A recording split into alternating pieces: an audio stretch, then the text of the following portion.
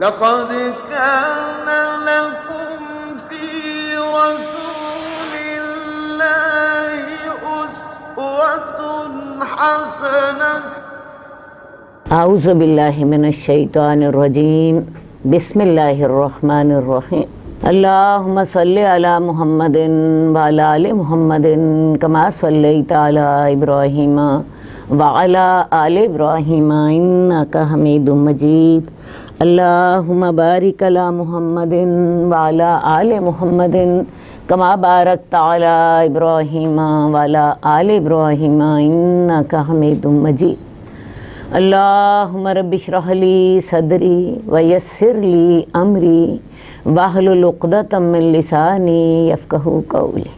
عزیز ناظرین السلام علیکم۔ ریاض الصالحین کی کلاس میں سب کو خوش آمدید۔ اللہ تعالی ہمیں یہ سب کچھ سننے کی، عمل کرنے کی توفیق دے۔ مخصوص صورتیں اور آیات پڑھنے کی ترغیب کا بیان۔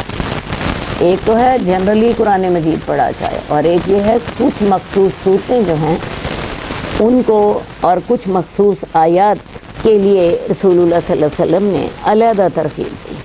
حدیث نمبر 1009 حضرت ابو سعید رافع بن معلّہ سے روایت ہے، اللہ ان سے راضی ہو، کہ مجھ سے رسول اللہ صلی اللہ علیہ وسلم نے فرمایا، میں تجھے مسجد سے نکلنے سے پہلے قرآن مجید کی عظیم ترین صورت نہ سکھاؤں؟ آپ نے میرا ہاتھ پکڑ لیا جب ہم مسجد سے باہر نکلنے لگے، تو میں نے کہا یا رسول اللہ، آپ نے فرمایا تھا کہ میں تجھے قرآن کی عظیم ترین صورت سکھاؤں گا۔ آپ نے فرمایا الحمدللہ رب العالمین، یہ 7 مثانی ہے اور قرآن عظیم ہے جو مجھے دیا گیا ہے۔ تو بات آپ کو سمجھ آ رہی ہے کہ حضرت ابو سعید سے آپ نے فرمایا کہ میں تجھے قرآن مجید کی عظیم ترین صورت نہ سکھاؤں۔ رسول اللہ صلی اللہ علیہ وسلم کا یہ انداز اس لیے ہوتا تھا تاکہ اگلے کے دل میں شوق پیدا ہو جائے، ہاں یا رسول اللہ مجھے ضرور سکھائیے، اور انہوں نے جواب بھی یہی دیا کہ یا رسول اللہ مجھے ضرور سکھائیے۔ تو اور پھر آپ نے میرا ہاتھ بھی پکڑ لیا محبت کے اظہار کے طور پر، اور جب مسجد سے نکلنے لگے تو پھر آپ نے فرمایا کہ سب سے قرآن کی جو عظیم ترین صورت ہے وہ کون سی ہے؟ سورہ فاتحہ، الحمدللہ رب العالمین۔ تو اس کے لیے قرآن مجید میں اللہ تعالیٰ نے سورہ فاتحہ کے بارے میں آپ کو بتایا تھا کہ یہ خاص اللہ کا انعام ہے آپ پر۔ قرآن مجید ہی کی آیت ہے وَلَقَدْ آتَيْنَاكَ سَبْعًا مِنَ الْمَثَانِي وَالْقُرْآنَ الْعَظِيمَ، اے نبی ہم نے آپ کو 7 دہرائی جانے والی صورتیں دی ہیں اور قرآن عظیم بھی دیا ہے۔ تو اس آیت میں اللہ تعالیٰ نے سورہ فاتحہ کا ذکر قرآن سے علیحدہ کیا۔ اب یوں سمجھ لیجئے کہ سورہ فاتحہ جو ہے وہ قرآن کا جو ہے دیباچہ ہے، قرآن کا تعارف ہے، اور اصل قرآن شروع ہوتا ہے سورہ بقرہ سے، الف لام میم۔ سورہ فاتحہ کے بہت سے نام ہیں، ایک تو اس کا نام سورہ فاتحہ ہی یہ بتا رہا ہے کہ یہ قرآن کو کھولنے والی صورت ہے، قرآن کا آغاز کرنے والی صورت ہے، اور اس میں اللہ تعالیٰ نے قرآن مجید میں جتنے موضوعات بیان ہوئے ہیں، جتنی ہدایات دی گئی ہیں، ان سب کا نچوڑ اللہ تعالیٰ نے سورہ فاتحہ میں رکھ دیا ہے۔ سورہ فاتحہ پڑھ کے دیکھیے، یہ 7 آیات ہیں جس میں اللہ کی حمد سے آغاز ہوتا ہے۔ اللہ کی حمد کے بعد قیامت کا ذکر ہے، قیامت کے ذکر کے بعد توحید کا ذکر ہے، اور پھر دعا کی گئی ہے اہدنا الصراط المستقیم۔ تو یہ اس میں قرآن مجید میں جتنے موضوعات آئے ہیں، جتنے مضامین ہیں، جتنی ہدایات ہیں، یہ سورہ فاتحہ ان سب کا نچوڑ ہے، ان سب کا نچوڑ ہے۔ اور سورہ فاتحہ کا نچوڑ توحید ہے، ایاک نعبد و ایاک نستعین، اللہ ہم خاص تیری ہی ہم عبادت کرتے ہیں اور خاص تجھی سے ہی ہم مدد مانگتے ہیں۔ یہ سورہ فاتحہ کا نچوڑ یہ آیت ہے، اور حقیقت میں قرآن مجید کے بارے میں اگر ایک لفظ میں اس کا تعارف کرانا ہو تو توحید قرآن مجید کا تعارف ہے، کیونکہ تمام نیکیاں توحید ہی سے پھوٹتی ہیں اور تمام گناہ توحید ہی کی خلاف ورزی سے پیدا ہوتے ہیں۔ بہرحال جیسا کہ میں نے آپ کو بتایا کہ یہ صورت قرآن کی عظیم ترین صورت ہے جس میں پورے قرآن کا خلاصہ آ گیا ہے۔ اس صورت کا نام سورۃ الدعاء بھی ہے، اس میں اللہ تعالیٰ نے ہمیں دعا کرنے کا طریقہ سکھایا۔ اس صورت کا نام سورۃ الشفاء بھی ہے، اس کے پڑھنے سے شفا ہوتی ہے۔ یہ سورۃ الصلاۃ بھی ہے، کیونکہ جب تک یہ صورت ہر رکعت میں نہ پڑھیں تو رکعت نہیں ہوتی۔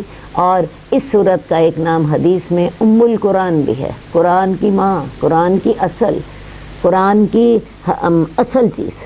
تو بات یہ ہے کہ سورۃ فاتحہ قرآن مجید کی سب سے عظیم صورت ہے، جس کا ذکر اللہ تعالیٰ نے قرآن کے علاوہ علیحدہ ذکر کیا کہ ہم نے تجھے 7 دہرائی جانے والی آیات بھی دی اور قرآن عظیم بھی دیا۔ حدیث نمبر 1010 ابو سعید خدری سے روایت ہے، رسول اللہ صلی اللہ علیہ وسلم نے قل هو اللہ احد کے بارے میں فرمایا، قسم ہے اس ذات کی جس کے ہاتھ میں میری جان ہے، یہ تہائی قرآن کے برابر ہے۔ کون سی سورت؟ سورہ اخلاص۔ سورہ اخلاص کس کو کہتے ہیں؟ قل هو اللہ احد اللہ الصمد لم یلد ولم یولد ولم یکن لہ کفوا احد۔ تو یہ تہائی قرآن کے برابر ہے۔ اس کی وجہ یہ ہے کہ اس میں توحید کا ذکر انتہائی تفصیل کے ساتھ کیا گیا ہے، اور جیسا کہ میں نے ابھی آپ کو بتایا کہ پورے قرآن مجید کا بنیادی موضوع توحید ہے۔ باقی اس کے مختلف پہلو ہیں، باقی اس کے مختلف وضاحتیں ہیں، تفاصیل ہیں۔ قرآن کو ایک لفظ میں بیان کرنا ہو تو وہ توحید۔ تو اس میں چونکہ توحید کے بارے میں بڑی تفصیل سے بیان کیا گیا ہے، تو یہ قرآن کی 1/3 کے برابر ہے۔ ایک اور روایت میں ہے کہ رسول اللہ صلی اللہ علیہ وسلم نے اپنے صحابہ سے کہا کہ کیا تمہارا ایک آدمی اس بات سے عاجز ہے کہ ایک رات میں تہائی قرآن پڑھے؟ یہ بات صحابہ کو مشکل معلوم ہوئی اور انہوں نے کہا یا رسول اللہ، ہم میں سے کون اس کی طاقت رکھتا ہے؟ یعنی ہم ایسا نہیں کر سکتے، ہم سے ایسا کیسے ہوگا؟ تو آپ نے فرمایا قل هو اللہ احد آخر تک 1/3 قرآن ہے۔ تو لہٰذا رات کو سوتے وقت قل هو اللہ احد پڑھ کے سوئیں، اس کا ثواب 1/3 قرآن جتنا ہے۔ یہ 3 دفعہ پڑھیں، آپ کو پورے قرآن مجید کی تلاوت کا ثواب ہوتا ہے۔ اسی طرح ایک اور حدیث میں واقعہ آتا ہے، ایک صحابی تھے، رسول اللہ صلی اللہ علیہ وسلم نے انہیں کسی مہم پر بھیجا، کسی سریہ پر بھیجا، اور اصول یہی ہوتا تھا کہ جو مہم کا امیر ہوتا تھا وہی جماعت کراتا تھا۔ وہ کیا کرتے کہ جب بھی جماعت کراتے قرآن کی تلاوت کرتے، اور آخر میں تلاوت کا اختتام قل هو اللہ احد سورہ اخلاص سے کرتے۔ صحابہ کی عادت تھی جب بھی کسی مہم سے واپس آتے تو رسول اللہ صلی اللہ علیہ وآلہ وسلم کو اس کی رپورٹ بھی دیتے، اور اگر ان کے ذہن میں کوئی سوال ہوتا وہ سوال بھی پوچھ لیتے۔ تو انہوں نے رسول اللہ صلی اللہ علیہ وسلم سے کہا کہ یا رسول اللہ، یہ ہر نماز کی میں جب بھی تلاوت کرتے تو اس کا اختتام قل هو اللہ احد سے کرتے، ٹھیک ہے؟ رسول اللہ صلی اللہ علیہ وسلم نے ان سے پوچھا کہ تم ایسا کیوں کرتے تھے؟ بات آپ کو سمجھ آ رہی ہے نا؟ ضروری تو نہیں ہے کہ ہر تلاوت کے آخر میں سورہ اخلاص ہی ہے۔ انہوں نے قرآن مجید کی کسی حصے تلاوت کی اور تلاوت کر کے اس کا اختتام یہ ہے، یا کوئی اور صورت پڑھ لی اور اپنی تلاوت کے اختتام میں سورہ اخلاص پڑھ لی۔ رسول اللہ صلی اللہ علیہ وسلم نے ان سے پوچھا کہ بھئی تم ایسا کیوں کرتے تھے؟ تو وہ کہنے لگے مجھے سورہ اخلاص سے بہت محبت ہے۔ تو رسول اللہ صلی اللہ علیہ وسلم نے کہا تھا تمہاری یہی محبت تمہیں جنت میں لے جائے۔ تو لہٰذا سورہ اخلاص جو ہے اس کو یاد کیجئے۔ ویسے یاد کرنے والا مسئلہ تو کوئی نہیں ہے، بہت ہی آسان صورت ہے، چھوٹی سی صورت ہے، 5 آیات ہیں، اور ہم میں اکثر لوگ اس کی تلاوت نماز میں کرتے ہیں۔ تو سورہ اخلاص کو 3 دفعہ پڑھنے سے پورے قرآن کی تلاوت کا ثواب ہوتا ہے۔ اسی طرح ایک اور جگہ بھی حدیث میں آتا ہے جو سورہ اخلاص کو 10 دفعہ پڑھتا ہے قل هو اللہ احد وہ جنت میں جاتا۔ تو اس کا ذکر کرنا اپنا طریقہ بنائیے۔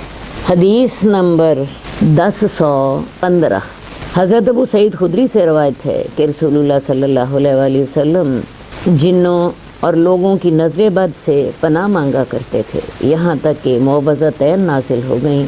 جب یہ نازل ہو گئیں تو آپ نے ان کے ذریعے سے پناہ مانگنے کو اختیار فرما لیا اور ان کے علاوہ دوسری چیزوں کو چھوڑ دیا۔ معوذتین کہتے ہیں سورہ فلق کو اور سورہ ناس کو۔ ویسے لوگ معوذتین کا لغوی معنی ہے جن کے ذریعے سے پناہ مانگی جائے۔ تو دو ایسی صورتیں جن کے ذریعے پناہ مانگی جائے، تو اصل بات ہے رسول اللہ صلی اللہ علیہ وآلہ وسلم پر جادو ہو گیا تھا، لبید بن عاصم نے آپ پر جادو کیا تھا، تو اس کے ساتھ رسول اللہ صلی اللہ علیہ وسلم پر ظاہر ہے اس کے اثرات بھی تھے، تو اللہ تعالیٰ نے اس جادو کا علاج کرنے کے لیے معوذتین اتاری تھی۔ معوذتین کے اترنے سے پہلے رسول اللہ صلی اللہ علیہ وآلہ وسلم دم کیا کرتے تھے، پناہ مانگا کرتے تھے، لیکن اپنے الفاظ میں پناہ مانگا کرتے تھے۔ لیکن جب معوذتین نازل ہو گئیں تو پھر رسول اللہ صلی اللہ علیہ وسلم نے معوذتین کے ذریعے ہی دم کرنا شروع کر دیا۔ آپ کا طریقہ یہ تھا کہ رات کو سوتے وقت یہ جو تینوں کل ہیں، قل هو اللہ احد، سورہ اخلاص، اور قل اعوذ برب الفلق اور قل اعوذ برب الناس، یہ تینوں پڑھ کے تو اپنے ہاتھوں پہ پھونک مارتے اور پھر اپنے ہاتھوں کو اپنے چہرے پر، اپنے جسم پر، سارے جسم پر جہاں تک ہاتھ جاتا آپ اسے پھیر لیتے۔ اور صبح بھی آپ کی عادت یہ تھی کہ فجر کے وقت آپ تینوں یہ صورتیں پڑھ کر اپنے آپ پر دم کر لیا کرتے۔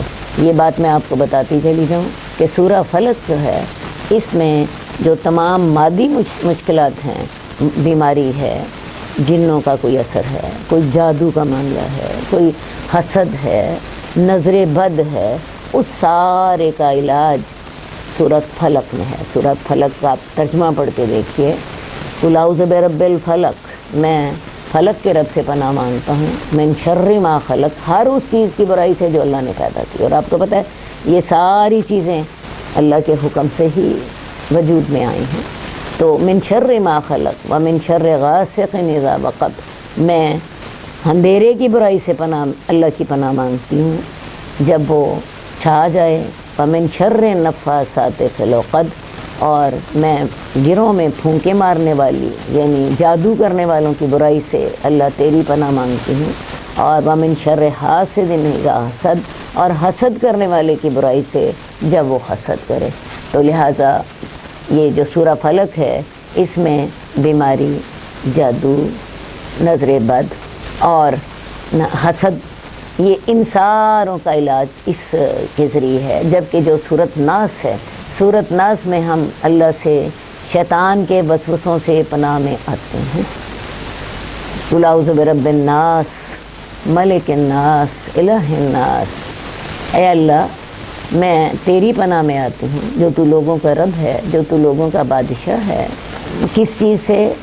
من شر الوسواس الخناس، وسوسے ڈالنے والے اور بار بار پلٹ کر آنے والے شیطان کی برائیوں سے، جو کہ لوگوں کے سینوں میں وسوسے ڈالتا ہے، اور وہ شیطان جنوں میں سے بھی ہوتا ہے اور انسانوں میں سے بھی ہوتا ہے۔ تو لہٰذا جو یہ والی صورت ہے سورۃ ناس، اس میں انسان کی جو روحانی بیماریاں ہیں، جو شیطان اس کو گناہ کی طرف لگاتا ہے، اس سے اللہ کی پناہ مانگی گئی ہے۔ تو یہ دونوں صورتیں مل کے ہر قسم کی خرابی سے انسان کو اللہ کی پناہ میں لے آتی ہیں۔ سورۃ فلق تمام مادی جو بیماریاں ہیں، مادی مشکلات ہیں، مادی مسائل ہیں، اور جو سورۃ ناس ہے یہ تمام روحانی جو مسائل پیدا ہوتے ہیں، انسان کے دل میں جو وسوسے شیطان ڈالتا ہے، جو برائیوں کے گناہ کے خیال ڈالتا ہے، حسد اور بغض اور شرک اور بدعت اور کفر، تمام کے جو خیالات ڈالتا ہے، تو تمام روحانی بیماریوں سے بچنے کے لیے سورۃ ناس ہے۔ تو معوذتین کے ذریعے رسول اللہ صلی اللہ علیہ وآلہ وسلم پناہ مانگا کرتے تھے، اور ان کے نازل ہونے کے بعد آپ نے دوسری تمام چیزوں کو چھوڑ دیا۔ حدیث نمبر 1017، ابو مسعود بدری سے روایت ہے، رسول اللہ صلی اللہ علیہ وسلم نے فرمایا، جس نے رات کو سورہ بقرہ کی آخری 2 آیات پڑھیں وہ اس کو کافی ہو جائیں گی۔ پہلے تو ہم نے عام طور پہ قرآن کی فضیلت کے بارے میں پڑھا، ٹھیک ہے، اب ہم پڑھ رہے ہیں کچھ مخصوص آیات اور کچھ مخصوص صورتوں کی تلاوت کی ترغیب۔ اب ہم پڑھ رہے ہیں کہ سورہ بقرہ کی آخری 2 آیات کوئی شخص اگر رات کو پڑھے تو وہ اس کو کافی ہو جائیں گی۔ یہ جو آخری 2 آیات ہیں ان کا آغاز ہوتا ہے آمن الرسول بما انزل الیہ من ربہ والمؤمنون، اللہ کے نبی ایمان لائے اس پر جو ان کی طرف ان کے رب کی طرف سے نازل ہوا اور مومن بھی ایمان لائے۔ تو اس آیت میں ایمانیات کا ذکر ہے۔ تو سورہ بقرہ کی یہ آخری 2 آیات ہیں، اور جو سب سے آخری آیت ہے اس میں اللہ تعالیٰ نے ہمیں دعا سکھائی ہے، ربنا لا تؤاخذنا ان نسینا او اخطأنا، اور دعا پر ہی سورت کا اختتام ہو جاتا ہے۔ تو یہ جو 2 آیات اگر کوئی رات کو سوتے وقت پڑھ لے تو اس وقت کو کافی ہو جائیں گی۔ کافی ہونے کا مطلب یہ ہے کہ سرکش شیاطین کی شرارتوں وغیرہ سے انسان بچ جاتا ہے۔ دوسرا مفہوم اس کا یہ ہے کہ یہ دونوں آیات تہجد کے قائم مقام ہو جائیں گی۔ امام نووی نے ہمیں بتایا ہے، اس کتاب کے جو مؤلف ہیں، کہ کافی ہونے سے ایک مراد تو یہ ہے کہ وہ سرکش شیاطین کی شرارتوں سے محفوظ ہو جائے گا، اور دوسرا اس کا مفہوم واضح کرنے کے لیے یہ قول نقل فرمایا ہے کہ یہ دونوں آیات رات کو کافی ہو جائیں گی، تہجد کے قائم مقام ہو جائیں گی۔ حدیث نمبر 1019 حضرت ابی ابن کعب سے روایت ہے، رسول اللہ صلی اللہ علیہ وسلم نے فرمایا، اے ابو منذر، کیا تو جانتا ہے کہ کتاب اللہ کی کون سی آیت سب سے بڑی آیت، وہ سب سے بڑی ہے اور وہ تیرے پاس ہے؟ میں نے کہا اللہ لا الہ الا هو الحی القیوم۔ آپ نے میرے سینے پر ہاتھ مارا اور فرمایا، ابو منذر، تجھے علم مبارک ہو۔ ابی ابن کعب کی بات ہم پہلے بھی کر چکے ہیں۔ ابی ابن کعب جو ہیں یہ بہترین قاری قرآن تھے۔ تو رسول اللہ صلی اللہ علیہ وسلم نے ان سے کہا کہ اے ابو منذر، ابو منذر ان کی کنیت ہے، تو تمہیں علم ہے کہ کون سی قرآن کی آیت سب سے عظیم؟ تو انہوں نے کہا اللہ لا الہ الا هو الحی القیوم، یعنی آیت الکرسی۔ تو رسول اللہ صلی اللہ علیہ وسلم نے ان کے سینے پہ ہاتھ مارا اور ساتھ ہی انہیں مبارک دی کہ اے ابو منذر، تجھے علم مبارک ہو، یعنی تم نے صحیح جواب دیا ہے کہ قرآن مجید کی سب سے بڑی آیت کون سی ہے۔ تو یہ قرآن کی سب سے جو عظیم آیت ہے وہ ہے آیت الکرسی۔ یہ آیت الکرسی سورہ بقرہ میں ہے، آپ کو پتہ ہے 3 سپارہ شروع ہوتا ہے، تو اس کے آغاز میں ہی ہے۔ اس میں اللہ تعالیٰ کی 10 عظیم صفات ہیں، اور یہ ساری وہ صفات ہیں جو کہ انسانوں میں نہیں پائی جاتی، جو اللہ تعالیٰ کے اللہ ہونے پہ، معبود ہونے پہ دلیل ہیں۔ مثال کے طور پہ اس آیت کا آغاز ہوتا ہے اللہ لا الہ الا هو الحی القیوم، اللہ اس کے سوا کوئی معبود نہیں، وہ زندہ رہنے والا ہے اور قائم رہنے والا ہے۔ اب دیکھ لیجئے کوئی ہستی ایسی نہیں ہے اللہ کے سوا جو ہمیشہ زندہ رہے۔ انسان کو فنا ہے، وہ اسے جتنی لمبی عمر بھی مل جائے آخر اس کو فنا ہے، لیکن اللہ کی ذات وہ ہے جو کہ ازل سے ہے اور ابد تک رہے گی، اور وہ قیوم بھی ہے، قائم رہنے والا اور قائم رکھنے والا۔ لا تاخذہ سنۃ ولا نوم، اسے نہ تو اونگ آتی ہے نہ نیند آتی ہے، جبکہ یہ جو دوسرے شریک جن کو بناتے تھے وہ انسان ہوتے تھے، ان کے ساتھ یہ کمزوری لگی ہوتی تھی کہ وہ تھک بھی جاتے تھے، انہیں نیند بھی آتی تھی۔ اللہ تعالیٰ رب العزت انہیں نہ نیند کی ضرورت ہے اور نہ ہی وہ انہیں اونگ آتی ہے، وہ ہر وقت اپنے بندوں کی دعائیں سنتے ہیں، ہر وقت اپنے بندوں کی جو معاملات ہوتے ہیں ان کو حل کرتے رہتے ہیں، ان کے معاملات میں وہ سیٹل کرتے رہتے ہیں ان معاملات کو۔ تو اس میں اللہ تعالیٰ کی ایسی ہی 10 صفات ہیں جو انسانوں میں نہیں ہوتی۔ تو یہ قرآن مجید کی سب سے عظیم آیت ہے۔ اب قرآن آیت الکرسی کی جو برکتیں ہیں تھوڑی سی میں آپ کو بتا دوں۔ حدیث میں ہی واقعہ آتا ہے کہ حضرت ابو ہریرہ رضی اللہ تعالیٰ عنہ کو رسول اللہ صلی اللہ علیہ وسلم نے صدقۃ الفطر کا ایک ڈھیر تھا، اس پر نگران مقرر کیا کہ تم اس کی نگرانی کرو۔ کوئی خوراک وغیرہ کا ڈھیر تھا۔ ہوا کیا کہ رات کو ایک چور چوری کرنے کے لیے آیا اور وہاں سے کچھ اس نے چرایا اور چلا گیا۔ حضرت ابو ہریرہ نے رسول اللہ صلی اللہ علیہ وسلم کو بتایا، رسول اللہ صلی اللہ علیہ وآلہ وسلم نے خیر ان کی بات سن لی۔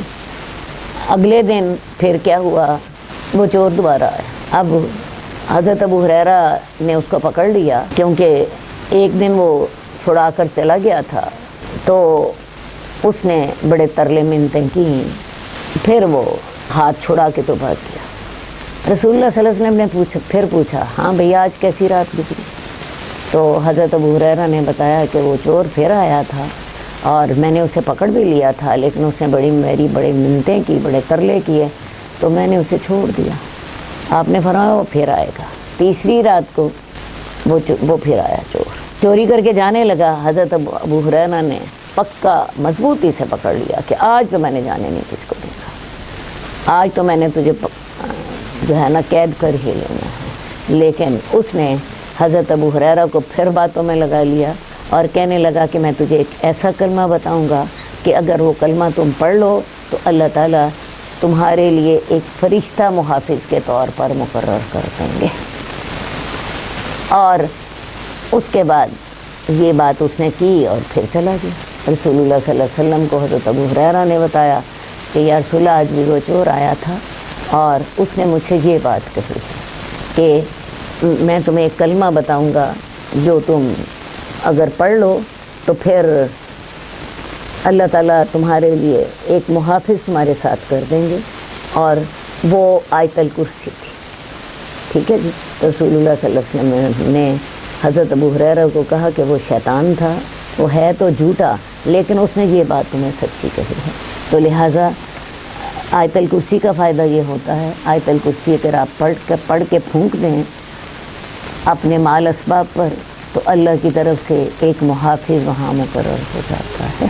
اپنے گھر بار پر پھونک دیں رات کو سوتے وقت یا دن کے وقت بھی تو اللہ تعالیٰ کی طرف سے حفاظت میسر آ جاتی ہے۔ خود رات کو آیت الکرسی پڑھ کے سوئیں تو آپ کو شیطان رات کو تنگ نہیں کرتے۔ ٹھیک ہے، یہ فائدہ آیت الکرسی کا اسے دم کے طور پر پڑھنے کا ہے۔ ایک اور بات یہ ہے کہ اگر آپ آیت الکرسی ہر نماز کے بعد پڑھتے ہیں، فرضوں کے بعد، تو حدیث میں آتا ہے کہ ایسے شخص کے درمیان اور جنت کے درمیان صرف موت، ایسے شخص کے درمیان جو کہ فرض نماز کے بعد آیت الکرسی پڑھتا ہے، اس کے درمیان اور جنت کے درمیان صرف موت، یعنی وہ مرتے ہی جنت میں پہنچ جاتا ہے۔ تو یہ ہیں آیت الکرسی کے فضائل۔ تو لہٰذا آیت الکرسی کو ضرور حفظ کیجئے، یاد کیجئے اور اسے اپنے ذکر کا حصہ بنائیں ہر نماز کے فرض نماز کے بعد۔ فرض نماز سے میری مراد یہ ہے کہ جب آپ نے نماز پڑھی تو فرض ادا کیے، فرض کے بعد اسے پڑھیے اور رسول اللہ صلی اللہ علیہ وسلم کی جو ہے خوشخبری اس سے فائدہ اٹھائیے۔ حدیث نمبر 1021 حضرت ابو دردہ سے روایت ہے، بے شک رسول اللہ صلی اللہ علیہ وسلم نے فرمایا جو شخص سورہ کہف کی پہلی 10 آیات یاد کرے گا وہ دجال کے فتنے سے محفوظ رہے گا۔ اور ایک روایت میں ہے سورہ کہف کی آخری 10 آیات، دجال کا ظہور قیامت کے قریب ہوگا، اور یہ فتنہ اتنا بڑا ہے کہ اس سے ہر نبی نے اپنی امت کو ڈرایا۔ حضرت نوح نے بھی ڈرایا اور رسول اللہ صلی اللہ علیہ وآلہ وسلم نے بھی اپنی امت کو ڈرایا۔ دجال کو اللہ تعالیٰ بعض ایسے وسائل دیں گے کہ جس کے ساتھ وہ لوگوں کو گمراہ کر سکے گا۔ بہت سے کمزور ایمان والے لوگ اس پر ایمان لے آئیں گے، تو لہٰذا ایمان کے لحاظ سے یہ فتنہ بہت ہی سخت ہوگا۔ اب دجال سے پناہ کیسے مانگی جا سکتی ہے یا دجال کا مقابلہ کیسے کیا جا سکتا ہے؟ تو اس کے لیے سورہ کہف کی پہلی 10 آیات یاد کیجیے اور سورہ کہف کی پہلی 10 آیات کو پڑھیں۔ جو شخص سورہ کہف کی پہلی 10 آیات یاد کر لے گا وہ دجال کے فتنے سے محفوظ رہے گا۔ اب اس کی جو پہلی 10 آیات ہیں اس میں ایمانیات ہیں اور اس کے ساتھ ہی ان لوگوں کا ذکر ہے جنہوں نے اپنے ایمان کو بچانے کے لیے غار میں پناہ لے لی تھی، جن کو اصحاب کہف کہتے ہیں۔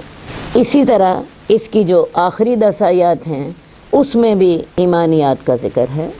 تو اس دجال کے فتنے سے بچنے کے لیے نسخہ کیا ہے کہ سورہ کہف کی پہلی 10 آیات سمجھیں اور ان کو حفظ بھی کریں اور ان کو دہراتے رہا کریں۔ تو یہ جو ہم نے کچھ مخصوص صورتوں کی فضیلت کا ذکر پڑھا ہے اس میں آیت الکرسی کی فضیلت اور سورہ کہف کی ابتدائی 10 آیات کی فضیلت۔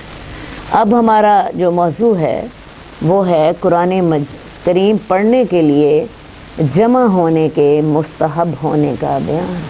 اب قرآن جب آپ نے پڑھنا ہے، سیکھنا ہے، تو اس کا اجر کتنا ہے آپ کو یہ بتایا جائے گا۔ حدیث نمبر 1023 حضرت ابو ہریرہ رضی اللہ تعالیٰ عنہ سے روایت ہے، رسول اللہ صلی اللہ علیہ وسلم نے فرمایا، جو لوگ اللہ کے گھروں میں سے کسی گھر میں جمع ہو کر اللہ کی کتاب کی تلاوت کرتے ہیں اور آپس میں ایک دوسرے کے ساتھ اس کی تکرار کرتے ہیں یا درس دیتے ہیں تو ان پر اللہ کی طرف سے سکینت نازل ہوتی ہے، رحمت انہیں ڈھانپ لیتی ہے، فرشتے انہیں گھیر لیتے ہیں اور اللہ تعالیٰ اپنے پاس موجود فرشتوں میں اس کا ذکر فرماتا ہے۔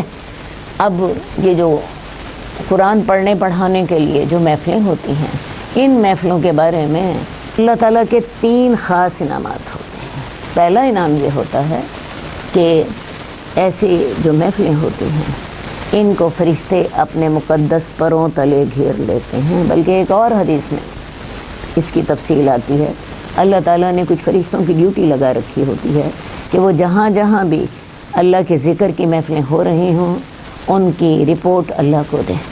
اب وہ فرشتے جو ہیں ان کو ڈھونڈتے پھرتے ہیں اور جہاں کہیں وہ دیکھتے ہیں کہ کچھ لوگ قرآن کا ذکر کر رہے ہیں، قرآن پڑھا رہے ہیں، درس و تدریس ہو رہی ہے یا تحفیظ ہو رہی ہے، وہ ایک دوسرے کے ساتھ دور کر رہے ہیں۔ دور کرنے کا مطلب ہوتا ہے ایک دوسرے کو سنا رہا ہے، دوسرا پہلے کو سنا رہا ہے۔ تو اس طرح کی کوئی مجلس ہوتی ہے تو فرشتے جو ہیں وہاں آ جاتے ہیں۔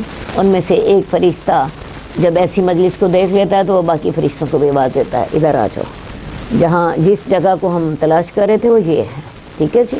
پھر ہوتا کیا ہے وہاں پہ؟ سب سے پہلا کام یہ ہوتا ہے کہ فرشتے ان لوگوں کو اپنے مقدس پروں کا سایہ کر دیتے ہیں۔ نمبر 2، ایسے لوگوں پر سکون نازل ہوتا ہے۔ تو جب ہم قرآن کلاس میں بیٹھے ہوتے ہیں تو فرشتے ہمارے سروں پر اپنے مقدس پروں کا سایہ کیے ہوتے ہیں۔ نمبر 2، سکون نازل ہوتا ہے، اور یہ جو سکون نازل ہونا ہے یہ تو میرا خیال ہے ہر بندہ جو ہے وہ تجربہ کر کے دیکھ سکتا ہے کہ جہاں پہ قرآن کا ذکر ہو رہا ہوتا ہے، کوئی درس و تدریس ہو رہی ہوتی ہے، سکون ہی سکون ہوتا ہے، کوئی پریشانی نہیں ہوتی۔ وہ پریشانیاں کب ہوتی ہیں؟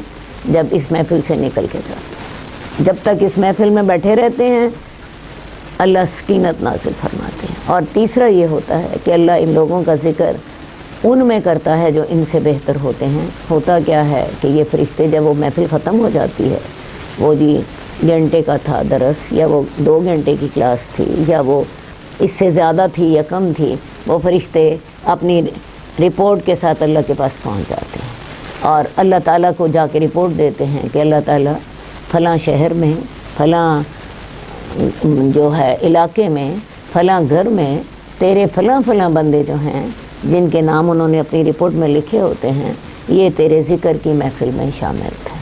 اللہ تعالیٰ ان سے پوچھتے ہیں کہ وہ میرے سے کیا مانگتے تھے؟ فرشتے بتاتے ہیں اللہ وہ تیرے سے تیری جنت مانگتے تھے۔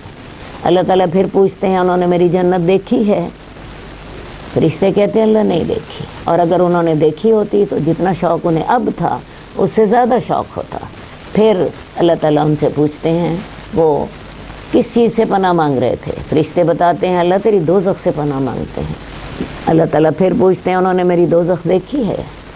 فرشتے کہتے ہیں انہوں نے تیری دوزخ نہیں دیکھی، اور اگر انہوں نے دیکھی ہوتی تو جتنا وہ اب دوزخ سے ڈر رہے تھے اور اس سے پناہ مانگ رہے تھے اس سے کہیں زیادہ پناہ مانگتے. تو اللہ تعالیٰ پھر فرشتوں کو گواہ ٹھہراتے ہیں اور کہتے ہیں فرشتوں تم گواہ رہو، میں نے ان تمام لوگوں کی مغفرت فرما دی ہے. فرشتے حیران ہو جاتے ہیں، کہتے ہیں اللہ تعالیٰ ان میں تو ایک آدمی ایسا بھی تھا جو تجھے یاد کرنے نہیں آیا تھا، وہ تو کسی اپنے کام کی وجہ سے آیا تھا. تو اللہ تعالیٰ فرماتے ہیں یہ ایسے نیک بخت لوگ ہیں کہ جو شخص ان کے ساتھ بھی بیٹھ جائے وہ بھی ان کی برکت سے بدبخت نہیں رہتا.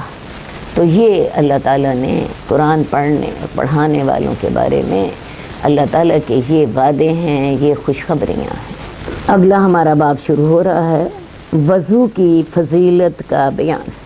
قال اللہ تبارک و تعالی یا ایھا الذین آمنوا اذا قمتم الی الصلاۃ فاغسلوا وجوہکم الی قولہ تعالی ما یرید اللہ لیجعل علیکم من حرج ولکن یرید لیطہرکم ولیتم نعمتہ علیکم لعلکم تشکرون. اللہ رب العزت فرماتے ہیں اے ایمان والو جب تم نماز کے لیے کھڑے ہو جاؤ تو اپنے چہروں اور ہاتھوں کو کوہنیوں تک دھو لیا کرو اور اپنے سروں کا مسح کر لیا کرو اور اپنے پاؤں کو ٹخنوں تک دھو لو، اور اگر تم جنبی ہو تو اچھی طرح پاکیزگی حاصل کرو یعنی غسل کر لو.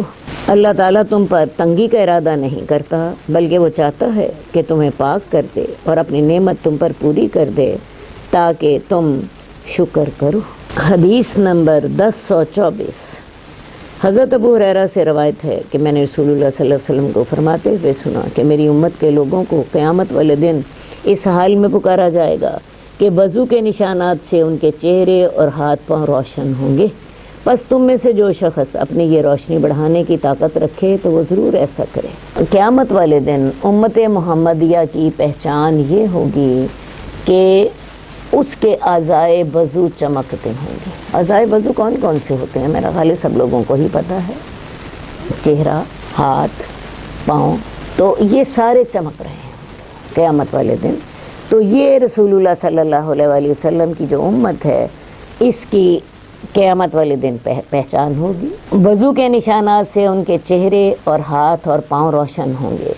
تو تم میں سے جو شخص یہ روشنی بڑھانے کی طاقت رکھتا ہے تو وہ ضرور ایسا کرے. کیا مراد؟ یعنی یہ چہرہ چمک رہا ہوگا، ہاتھ کونیوں تک چمک رہے ہوں گے، پاؤں ٹخنوں تک چمک رہے ہوں گے، اور اگر کوئی چاہتا ہے کہ اس کی یہ چمک بڑھ جائے، اس کے بازو جو ہیں وہ کوہنیوں تک نہیں بلکہ یہاں تک چمکیں، اور اس کے پاؤں ٹخنوں تک نہیں بلکہ گھٹنوں تک چمکیں، تو پھر اس کو چاہیے کہ اپنی چمک بڑھا لے. کیا مطلب؟ اپنا وضو جو ہے وہ زیادہ کر لے. اصل جو وضو ہے وہ تو اتنا ہی ہے کوہنیوں تک، اور یہ ہم نے قرآن سے بھی پڑھ لیا کہ جب تم نماز کے لیے کھڑے ہو اپنے چہرے دھو اور اپنے ہاتھوں کو کوہنیوں تک دھو لو اور اپنے پیروں کو ٹخنوں تک دھو لو. ٹھیک ہے، یہ تو ہے جی اصل اصول. لیکن اگر کوئی شخص یہ چاہتا ہے کہ اپنی چمک کو زیادہ کر لے تو وہ اپنے وضو کے پانی کو مزید آگے کر لے. اور حضرت ابو ہریرہ جو کہ اس حدیث کے راوی ہیں ان کا اپنا طریقہ کیا تھا کہ وہ اپنے بازو جب دھوتے تو انہیں کوہنیوں تک نہ دھوتے بلکہ انہیں اپنے کندھوں تک دھوتے. کندھوں تک دھونے سے کیا ہوگا؟ وہی جو چمک کوہنیوں تک تھی وہ کندھوں تک ہو جائے گی. اسی طرح حضرت ابو ہریرہ رضی اللہ تعالیٰ عنہ جب اپنے پاؤں دھوتے تو ٹخنوں تک نہ دھوتے بلکہ پنڈلیوں تک، اوپر تک دھوتے. اور اس کا مطلب کیا تھا کہ ان کی چمک جو ہے وہ ٹخنوں سے اوپر چلی جائے گی. تو لہٰذا یہ رسول اللہ صلی اللہ علیہ وسلم کی امت کی پہچان ہوگی. قیامت والے دن جو شخص چاہتا ہے کہ اس کی یہ چمک بڑھ جائے تو اس کی یہ چمک بڑھ جائے. باقی اصل میں نے آپ کو بتایا وہ اتنا ہی ہے کہ آپ کوہنیوں تک دھوئیں اور ٹخنوں تک. جو چاہتا ہے اس سے زیادہ چمک حاصل کرنا وہ اس سے زیادہ عمل کر لے. حدیث نمبر 1027.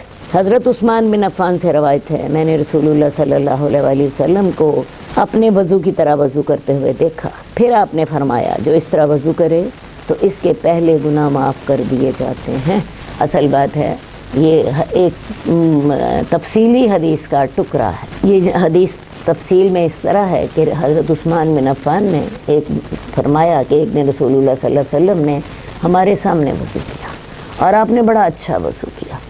آپ نے سارا کچھ 3 دفعہ دھویا، مثلاً اپنے ہاتھ شروع میں 3 دفعہ دھوئے، 3 دفعہ کلی کی، 3 دفعہ ناک میں پانی ڈالا، 3 دفعہ ہی منہ دھویا، 3 دفعہ ہی یہ بازو دھوئے، تو بڑا اچھا وضو کیا، ٹھیک ہے۔ تو اس کے بعد پھر رسول اللہ صلی اللہ علیہ وسلم نے یہ فرمایا تھا کہ جو میرے اس وضو کی طرح کا وضو کرے، یعنی اچھا وضو کرے، تو اس کے بعد 2 رکعت نماز پڑھے تو اس کے پچھلے گناہ معاف کر دیے جاتے ہیں۔ تو لہٰذا وضو اچھا کرنا سیکھیں۔ ایک ہے وضو کرنا اور ایک ہے وضو اچھا کرنا۔ عام طور پہ آپ نے دیکھا ہوگا جب ہم لوگ منہ دھوتے ہیں بس آگے آگے سے دھو لیا، اچھی طرح اس کو یہ پورے کانوں تک، یہ ادھر تھوڑی تک اچھی طرح دھوئیں۔ اسی طرح ہاتھ دھونے ہیں تو ہاتھوں کے یہ انگلیوں کے اندر خلال کریں، ان کے اندر بعض اوقات میل ہوتی ہے، نہ بھی ہو تو ان کو اچھی طرح دھوئیں۔ رسول اللہ صلی اللہ علیہ وسلم کا طریقہ یہ تھا جب آپ اپنا چہرہ دھوتے آپ اپنی داڑھی کے اندر خلال کرتے کہ داڑھی ایسا نہ ہو کہیں داڑھی کی بالوں کی وجہ سے پانی نیچے تک نہ پہنچا ہو۔ اپنے بازو دھونے ہیں مل کے دھونے، ٹھیک ہے۔ اسی طرح پاؤں دھونے ہیں، ایڑیاں خشک نہیں ہونی چاہیے۔ آپ نے فرمایا تھا جس کی ایڑیاں خشک ہوں اس کو وہ جتنا حصہ خشک ہوگا وہ آگ میں ہوگا۔ ویل للعقاب من النار۔ تو وضو اچھا کریں، 3 دفعہ کریں۔ تو حضرت عثمان بن عفان جو اس حدیث کے راوی ہیں انہوں نے فرمایا تھا کہ رسول اللہ صلی اللہ علیہ وسلم نے فرمایا جو میرے اس وضو کی طرح وضو کرے اور اس کے گناہ معاف کر دیے جاتے ہیں، اور اس کی نماز اور اس کے مسجد کی طرف چل کر جانے کا ثواب ایک زائد چیز ہے۔ اب اس نے یہ تو وضو کیا، وضو کے ساتھ اس کے گناہ معاف ہو گئے، ہاتھوں کو ہاتھ دھوئے، ہاتھوں کے گناہ جو تھے معاف ہو گئے، چہرے کو دھویا، چہرے کے گناہ معاف ہو گئے، بازوں کو دھویا، بازوں کے گناہ معاف ہو گئے، پاؤں کو دھویا، پاؤں کے گناہ معاف ہو گئے۔ اور اب اس نے جب جانا ہے مسجد کی طرف اس کے ایک قدم کا ثواب اس کو علیحدہ ملے گا، اور جو اس نے نماز پڑھنی ہے اس کی نماز کا ثواب اس کو علیحدہ ملے گا۔ اس وقت بتانا یہ مقصود ہے کہ وضو کرنے سے انسان کے گناہ معاف ہو جاتے ہیں، یہاں تک کہ اس کے ناخنوں کے جو گناہ ہوتے ہیں وہ بھی معاف ہو جاتے ہیں۔ یہ گناہ وہ ہیں جو صغیرہ گناہ ہیں، کبیرہ گناہ جو ہیں وہ توبہ کے ساتھ معاف ہوتے ہیں۔ اسی طرح ایسے گناہ جن کا تعلق حقوق العباد سے ہو وہ اگلے کو جب تک اس کا حق نہ دیں یا اس سے معافی نہ مانگیں تب تک معاف نہیں ہوتے۔ یہ باتیں یاد رکھیے گا۔ کبیرہ گناہ جو ہیں وہ بھی توبہ سے معاف ہوں گے، اور صغیرہ گناہ بھی جن کا تعلق حقوق العباد سے ہو وہ بھی خود بخود معاف نہیں ہوتے، وہ اگلے کو یا تو اس کا حق دیں یا اگلے سے معافی مانگیں تو وہ تب ادا ہوتے ہیں۔ باقی جہاں تک ہے مسجد کی طرف چل کر جانا اور مسجد میں نماز پڑھنا، اس کے ساتھ اسے مزید ثواب ملتا ہے اور مزید اس کے درجات بلند ہوتے ہیں۔ حدیث نمبر 1029 حضرت ابو ہریرہ سے روایت ہے، رسول اللہ صلی اللہ علیہ وسلم قبرستان تشریف لائے اور فرمایا تم پر سلام ہو اے ایمان دار گھر والو، اور ہم اگر اللہ نے چاہا تو تمہیں ملنے والے ہیں۔ رسول اللہ صلی اللہ علیہ وآلہ وسلم قبرستان گئے اور آپ نے اہل قبور کو یہ الفاظ فرمائے، السلام علیکم، تم پر سلامتی ہو دار قوم مومنین، تم اور ہم بھی تمہارے ساتھ ملنے والے ہیں۔ اب یہ جو آپ نے سلام کیا ہے قبرستان والوں کو، تو بہت سے لوگوں کا خیال ہے کہ شاید قبر والے سنتے ہیں۔ حقیقت بات یہ ہے کہ قبر والے تو نہیں سنتے، قرآن مجید میں واضح ہے इन्नक ला तुस्मिउल मौता, कि आप भी या नबी मुर्दों को नहीं सुनवा सकते। तो असल बात है ये जो हम उनको सलाम करते हैं, हकीकत में ये हमें इसलिए सिखाया गया है ताकि हमें खुद नसीहत हासिल हो। हम वहाँ से गुज़रें तो हमें ख्याल हो कि हम भी तुम्हारे पास मिलने वाले हैं, जिन कब्रों में तुम सोए हुए हो इसी जगह पे हम भी तुम्हारे पास आने वाले हैं। हम भी मर जाएंगे और हमें भी यही कब्रों में ही डाला जाएगा। तो मुराद इससे ये है कि हमें खुद नसीहत हो और हमें अपनी मौत याद रहे। इसके अलावा रसूलुल्लाह सल्लल्लाहु अलैहि वसल्लम ने फरमाया, मैं चाहता हूँ कि हम अपने भाइयों को देखें। सहाबा ने अर्ज़ किया, या रसूलुल्लाह कि हम आपके भाई नहीं हैं? आपने फरमाया, तुम मेरे साथी हो और हमारे भाई वो हैं जो अभी तक नहीं आए। सहाबा ने कहा, अभी तक नहीं आए से मुराद जो अभी दुनिया में नहीं आए, जो आइंदा आएंगे। सहाबा ने कहा, अल्लाह के रसूल, आपकी उम्मत के वो लोग जो अभी तक नहीं आए, आप उन्हें कैसे पहचानेंगे? आपने फरमाया, ये बताओ, अगर आदमी के ऐसे घोड़े हों जिनकी पेशानी और टांगें सफ़ेद हों, वो स्याह रंग के घोड़ों के दरमियान में हों, तो क्या वो अपने घोड़े पहचान नहीं लेगा? सहाबा ने अर्ज़ किया, क्यों नहीं या रसूलल्लाह, वो पहचान लेगा। आपने फरमाया, मेरी उम्मत के बाद आने वाले लोग भी इस हाल में क़यामत को आएंगे कि वज़ू की वजह से उनकी पेशानियाँ और हाथ पाँव रोशन होंगे। ठीक है, तो इस हदीस से भी हमें क्या पता चला कि रसूलुल्लाह सल्लल्लाहु अलैहि वसल्लम की उम्मत की पहचान क़यामत वाले दिन रोशन पेशानियाँ और रोशन हाथ और पाँव होंगे। रसूलुल्लाह सल्लल्लाहु अलैहि वसल्लम ने उनको देखा नहीं होगा, लेकिन आप उनको उनकी इस निशानी की वजह से क़यामत को पहचान लेंगे। और मैं हौज़े कौसर पर उनका मीरे सामान हूँगा, यानी हौज़े कौसर पर मैं पहले खड़ा हूँगा और मैं अपने उम्मत के लोगों को पानी पिला रहा हूँगा। आप उस वक़्त साक़ी कौसर होंगे, लेकिन ये याद रखिएगा, रसूलुल्लाह सल्लल्लाहु अलैहि वसल्लम ये हौज़े कौसर से पानी उसे ही पिलाएंगे जो आपकी सुन्नत पर अमल करता होगा, क्योंकि दूसरी हदीस में ये वाज़ेह है कि रसूलुल्लाह सल्लल्लाहु अलैहि वसल्लम के पास आपकी उम्मत के लोग आएंगे और फ़रिश्ते उन्हें वहाँ से हटा देंगे। रसूलुल्लाह सल्लल्लाहु अलैहि वसल्लम फ़रिश्तों से कहेंगे कि ये तो मेरे सहाबा हैं, ये तो मेरे साथी हैं। तो फ़रिश्ते कहेंगे, आपको इल्म नहीं कि इन्होंने आपके जाने के बाद कौन कौन सी नई बिदतें शुरू कर दी थी। फिर रसूलुल्लाह सल्लल्लाहु अलैहि वसल्लम जो हैं उनसे इज़हार नाराज़गी करेंगे और उन्हें हौज़े कौसर से हटा देंगे, उन्हें हौज़े कौसर से पानी नहीं मिलेगा। हदीस नंबर 1030 हज़रत अबू हुरैरा ही से रवायत है कि रसूलुल्लाह सल्लल्लाहु अलैहि वसल्लम ने फरमाया, क्या मैं तुम्हें ऐसा अमल ना बताऊं जिसके ज़रिए से अल्लाह ख़ताएँ मिटा देता है और दर्जे बुलंद फरमाता है? सहाबा कराम ने कहा, क्यों नहीं है अल्लाह के रसूल? आपने फरमाया, मुशक्क़त और नागवारी के बावजूद कामिल वज़ू करना। मुशक्क़त और नागवारी के बावजूद कामिल वज़ू करना। सर्दी होती है, बाज़ औक़ात आपको सख़्त ठंडा पानी लग रहा होता है और उस वक़्त अच्छी तरह वज़ू करना। मुझे आज भी याद है, एक दफ़ा हम मदीना गए, उन दिनों मस्जिद नबवी की तामीर हो रही थी। मक्का में तो सर्दी नहीं पड़ती, मदीने में खूब सर्दी होती है अपने मौसम में। और उस वक़्त पानी इतना ठंडा था कि मुझे आज तक याद है कि हमने वो वज़ू कैसे किया, यूँ लगता था जैसे बर्फ़ के साथ इंसान जम जाएगा। तो मुशक्क़त और नागवारी के बावजूद कामिल वज़ू करना। ठीक है, मस्जिदों की तरफ ज़्यादा कदम चल कर जाना, यानी मस्जिद आपके घर से दूर है, आपके पास एक तरीका तो ये है कि आप गाड़ी पे बैठें और चले जाएं, लेकिन इंसान सिर्फ़ इसलिए चले कि मुझे हर कदम पे सवाब मिलेगा, अगरचे आप गाड़ी पर भी जाएं, दुरुस्त है, लेकिन मस्जिद के लिए आप जा रहे हैं और पैदल इस नीयत से जा रहे हैं कि एक एक कदम पर मुझे अजर मिलता चला जाएगा, तो ये चीज़ भी जो है इसके साथ अल्लाह दर्जे बुलंद करते हैं और गुनाह मिटा देते हैं। और तीसरी बात आपने फरमाई, नमाज के बाद नमाज का इंतज़ार करना। एक नमाज़ आपने पढ़ ली, मसलन ज़ोहर की नमाज़ पढ़ ली और आप मस्जिद ही में बैठे हैं और इंतज़ार कर रहे हैं कि मैं असर की नमाज़ पढ़ के जाऊँगा।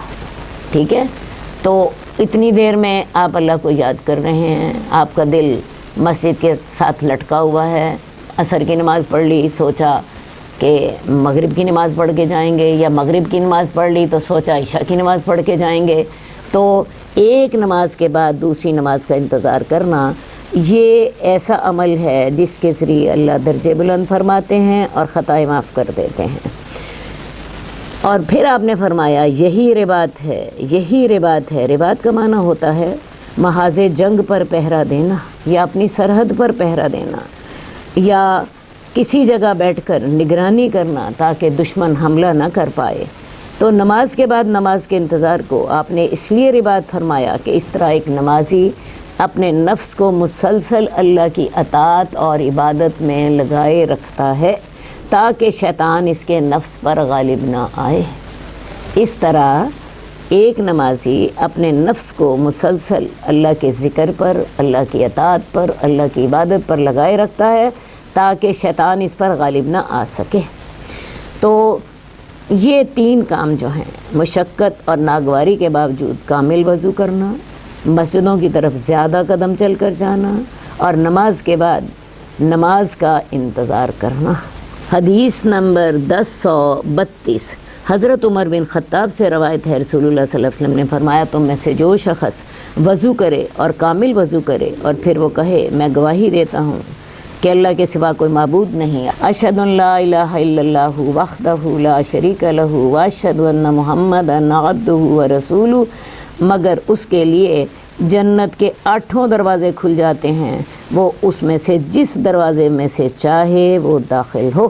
بہت بڑی خوشخبری ہے، ہر ایک کو اس کو اپنا روٹین بنا لینا چاہیے، عادت بنا لینی چاہیے کہ جو شخص وضو کرے اور اچھا وضو کرے۔ اچھا وضو کرنے سے کیا مراد ہے؟ 3 دفعہ وضو کرے، اور دوسری بات ہے کوئی جگہ خشک نہ رہے، اہتمام کے ساتھ اپنا وضو کرے، اور وضو کرنے کے بعد پھر وہ یہ کلمہ شہادت پڑھے، اشہد ان لا الہ الا اللہ وحدہ لا شریک لہ واشہد ان محمدا عبدہ ورسولہ، یہ پڑھے، اس کے لیے جنت کے 8 دروازے کھل جاتے ہیں، وہ جس دروازے میں سے چاہے داخل ہو۔ اس چیز کو اپنا معمول بنا لیجئے۔ دن میں انسان 5 دفعہ تو وضو کرتا ہے، ہر دفعہ جب وضو کریں تو یہ اپنے ایمان کی تجدید کر لیا کریں، اس میں آپ کے ایمان کی تجدید ہے، اپنے ایمان کی تجدید کر لیا کریں۔ جو شخص یہ کلمہ پڑھتا ہے، مجھے اللہ سے پکی امید ہے، وہ نماز بھی پڑھے گا اور اللہ کے راستے پر بھی رہے گا انشاءاللہ تعالی۔ اللہ کی طرف سے اسے خاص توفیق دی جاتی ہے۔ ترمذی نے ایک اور بات زیادہ کی کہ اس کے بعد وہ یہ پڑھے اللہم اجعلنی من التوابین واجعلنی من المتطہرین، کہ اللہ مجھے توبہ کرنے والوں میں سے بنا دے اور مجھے پاک رہنے والوں میں سے بنا دے۔ تو ان چیزوں کو اپنا معمول بنا لیجئے، خاص طور پر یہ والا جو عمل ہے کہ وضو کرنے کے بعد کلمہ شہادت پڑھیں، اللہ آپ کے لیے 8 کے 8 دروازے کھل جاتے ہیں۔ اس سے بتائیے اور کون سا آسان عمل ہوگا؟ وضو تو کرنا ہی کرنا ہے۔ ایک اہتمام آپ نے یہ کرنا ہے کہ وضو کے بعد کلمہ شہادت پڑھ لیجئے دل کے ساتھ، تو انشاءاللہ تعالی آپ کے لیے اللہ کی رحمتیں ہی رحمتیں ہیں۔ اللہ تعالی ہمیں یہ عمل کرنے کی توفیق دے، اچھا وضو کرنے کی توفیق دے، اور ان عملوں پر ہمیشگی کرنے کی توفیق دے۔ باب فضل الاذان، اذان کی فضیلت کا بیان۔ حدیث نمبر 1033 سے ہم آغاز کر رہے ہیں۔ حضرت ابو ہریرہ سے روایت ہے، رسول اللہ صلی اللہ علیہ وسلم نے فرمایا اگر لوگ اس فضیلت کو جان لیں جو اذان دینے اور پہلی صف میں ہے، اور پھر وہ اس پر قرآن اندازی کے علاوہ کوئی چارہ نہ پائیں، تو یقیناً وہ اس پر قرآن اندازی کریں۔ اذان دینے کی فضیلت کیا ہے؟ رسول اللہ صلی اللہ علیہ وسلم نے اس کے بارے میں بڑی تفصیل سے بتایا ہوا ہے۔ جب کوئی شخص اذان دیتا ہے تو وہ اصل میں اللہ کی طرف دعوت دے رہا ہوتا ہے۔ اذان حقیقت میں دعوت توحید ہے۔ جتنے لوگ مؤذن کی آواز سن کر نماز پڑھنے آتے ہیں، مؤذن کو ان سب نمازیوں کی نمازوں کے برابر ثواب ملے گا، کیونکہ اصول یہ ہے الدال علی الخیر کفاعلہ، جو کوئی کسی نیکی کی طرف کسی کو بلاتا ہے، اس کی رہنمائی کرتا ہے، وہ ایسا ہی ہوتا ہے جیسا کوئی کرنے والا. تو لہٰذا مؤذن کی اذان سن کر جتنے لوگ نماز کے لیے آئیں گے تو ان کی نماز جتنا ثواب مؤذن کو ملے گا. اندازہ کر لیجئے، ایک مؤذن کی اذان کی آواز سن کر 1000 لوگ نماز پڑھنے آتے ہیں تو اسے اتنے ہی لوگوں کی نماز کے برابر ثواب ملے گا. اس لیے میدان محشر میں وہ تمام لوگوں میں ممتاز ہوگا. حدیث میں آتا ہے کہ رسول اللہ صلی اللہ علیہ وسلم نے فرمایا کہ اذان دینے والے قیامت کے دن تمام لوگوں سے لمبی گردن والے ہوں گے. تو وہ اپنی اس نیکی کی بنا پر تمام لوگوں میں پرومیننٹ ہوں گے. اس کے علاوہ ایک اور حدیث میں رسول اللہ صلی اللہ علیہ وسلم نے فرمایا کہ جب مؤذن اذان دیتا ہے تو جن، انسان یا جو بھی چیز اسے سنتی ہے قیامت والے دن وہ اس کے لیے گواہی دے گی. اس میں حیوانات بھی آئیں گے، اس میں نباتات بھی آئیں گے. اللہ تعالیٰ ان کو بھی قوت گویائی عطا فرمائے گا اور یہ چیزیں بھی انسانوں اور جنوں کی طرح اللہ کے حضور مؤذن کی اذان کی گواہی دیں گی. تو لہٰذا جس شخص کی گواہی انسان، جن، زمین، جانور، دوسری چیزیں دیں تو اس شخص کے ایمان میں اور اس کے مقام میں کیا شک ہو سکتا ہے. تو اگر لوگوں کو پتہ چل جائے کہ مؤذن کی فضیلت کتنی ہے تو لوگ اس پر قرآن اندازی کے بغیر کوئی چارہ نہ پائیں، یعنی وہ قرآن اندازی کر کے اس فضیلت کو حاصل کرنے کی کوشش کریں. اس کے علاوہ جو فضیلت پہلی صف میں ہے وہ اس پر بھی قرآن اندازی کریں، اور اگر وہ جان لیں کہ اول وقت آنے میں کیا فضیلت ہے تو وہ ضرور اس کی طرف دوڑ کر آئیں. نماز کے لیے اول وقت پر آنا یہ سب سے بہترین نیکی کا کام ہے. رسول اللہ صلی اللہ علیہ وسلم سے پوچھا گیا کہ افضل عمل کون سا ہے تو آپ نے فرمایا تھا الصلاۃ علی وقتہا، نماز اپنے اول وقت پر. اگر وہ جان لیں کہ عشاء اور فجر کی نماز کی کتنی فضیلت ہے تو ضرور اس میں شریک ہوں، اگرچہ انہیں گھسٹ گھسٹ کر آنا پڑے. جیسے بچے کرالنگ کر رہے ہوتے ہیں، ان سے وہ گھسٹ گھسٹ کے چل رہے ہوتے ہیں. لوگوں کو اگر معلوم ہو جائے کہ فجر کی اور عشاء کی نماز کی کتنی فضیلت ہے تو اس کے لیے وہ بہت محنت کر کے آئیں. اصل بات ہے فجر اور عشاء کی نماز جو ہے یہ منافقین پر بھاری ہوتی ہے اور یہ ایمان کا معیار ہے. اس حدیث میں 3-4 باتیں ہمیں واضح کر کے بتائی گئیں. سب سے پہلی بات کہ مؤذن کا درجہ کیا ہے، اس کو قیامت والے دن کتنا اجر ملے گا، کون کون سی چیزیں اس کے ایمان کی گواہی دیں گی، اور جتنے لوگوں نے اذان کے جواب میں نماز پڑھی ہوگی ان تمام کا اجر اسے مل رہا ہوگا.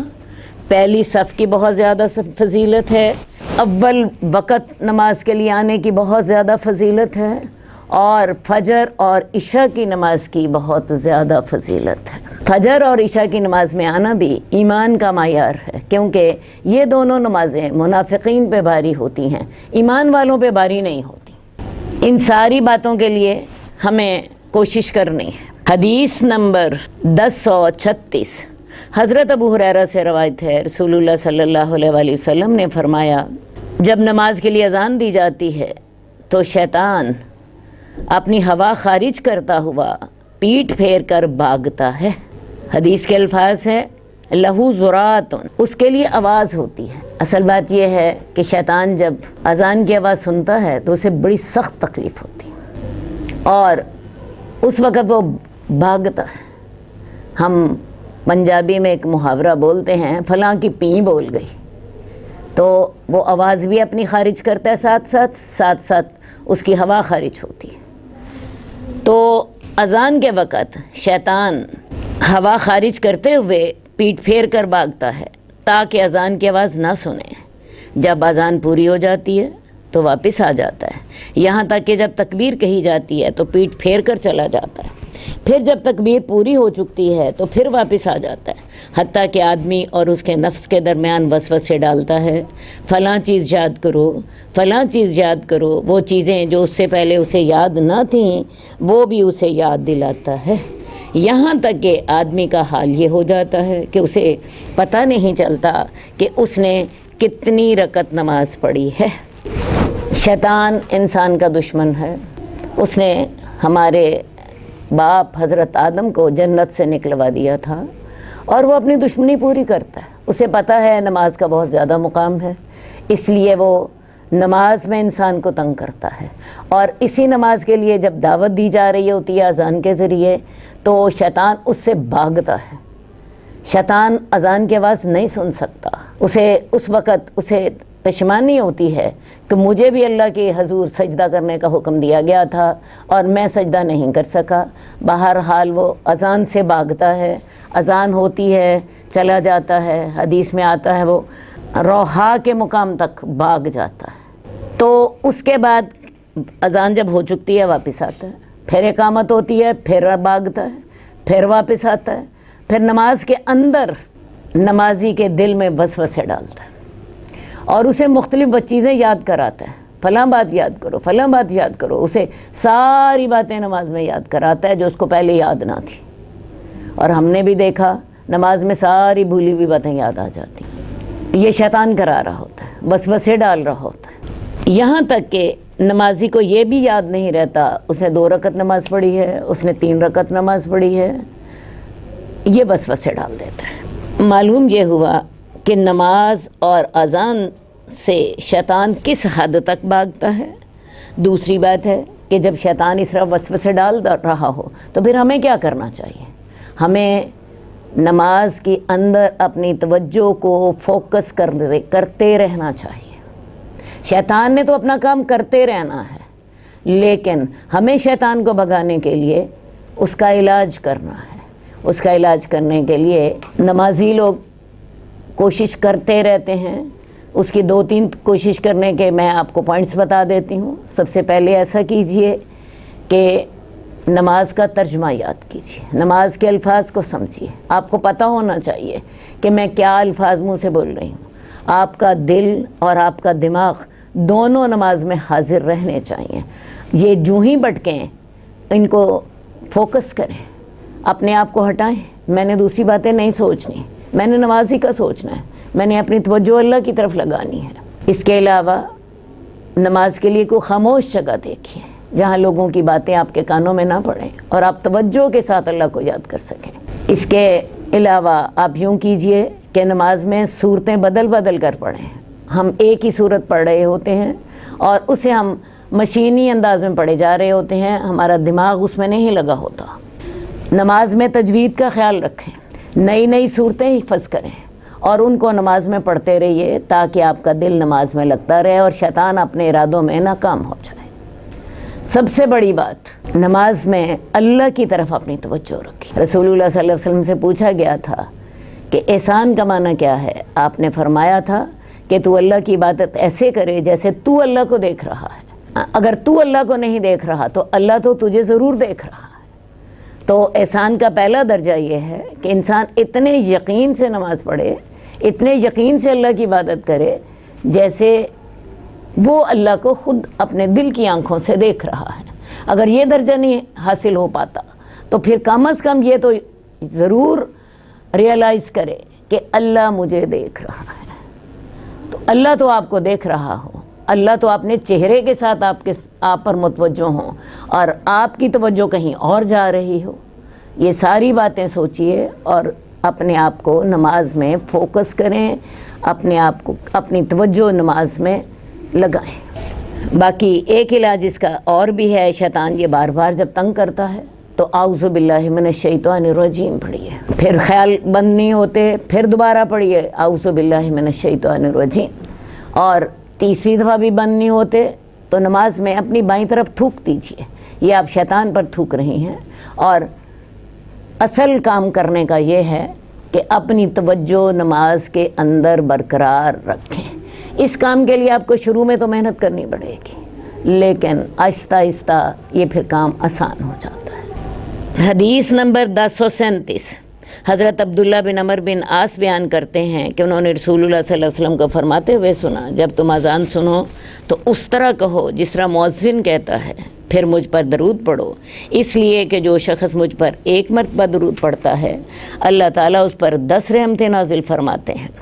پھر تم اللہ سے میرے لیے وسیلے کا سوال کرو، بے شک یہ جنت میں ایک بلند درجہ ہے اور اللہ کے بندوں میں سے یہ صرف ایک بندے کے لائق ہے، اور وہ مجھے امید ہے کہ وہ بندہ میں ہی ہوں۔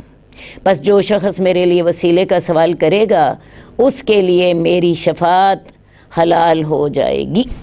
تو لہٰذا اس میں اذان کے بارے میں آپ کو ایک اور بات بتائی جا رہی ہے، جب کوئی مؤذن اذان دے رہا ہو اور آپ اس کی اذان سن رہے ہوں تو اذان کا جواب دیجیے، وہی الفاظ کہیے جو مؤذن کہہ رہا۔ مؤذن کہتا ہے اللہ اکبر، آپ اللہ اکبر کہیے۔ مؤذن کہتا ہے اشہد ان لا الہ الا اللہ، آپ کو بھی وہی الفاظ کہنے ہیں۔ مؤذن کہے گا اشہد ان محمد رسول اللہ، آپ بھی یہی الفاظ دہرائیں گے۔